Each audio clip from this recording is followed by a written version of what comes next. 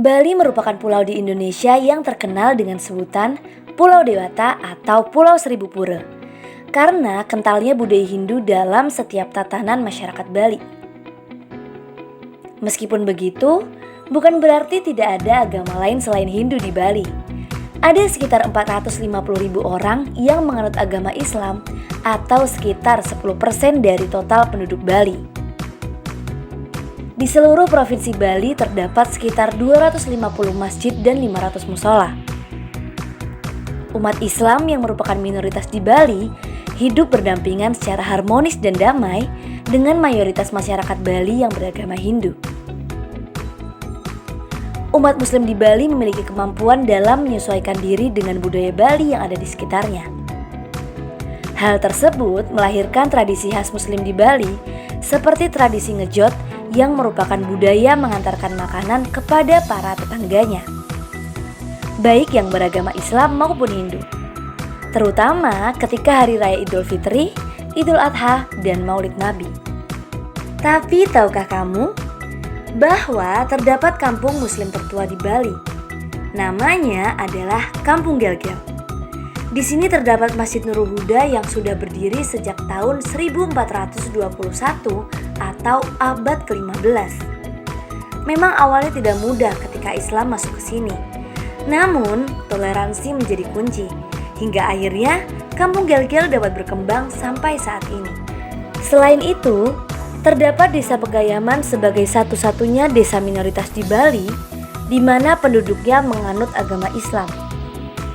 Walaupun berada di tengah-tengah masyarakat Bali yang mayoritas penduduknya beragama Hindu, masyarakat di Desa Pegayaman tetap membangun kehidupan yang harmonis.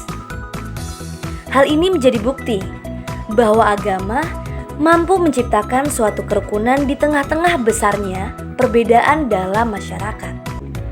Sebelum mengakhiri, ada suatu kisah Muslim di Bali, yaitu tentang perjuangan seorang mu'alaf yang hidup di desa yang penuh toleransi agama. Kemilau cahaya Islam muncul di Desa Kutuh. Toleransi antar umat beragama saling terjaga di sini. Dalam Desa Kutuh, tidak semua penduduknya beragama Hindu, melainkan ada juga yang beragama Islam. Namun, dalam kesehariannya, mereka bisa saling menghormati dan tolong-menolong. Dulu, orang tua Pak Mustaqim memiliki penyakit yang tak kunjung sembuh.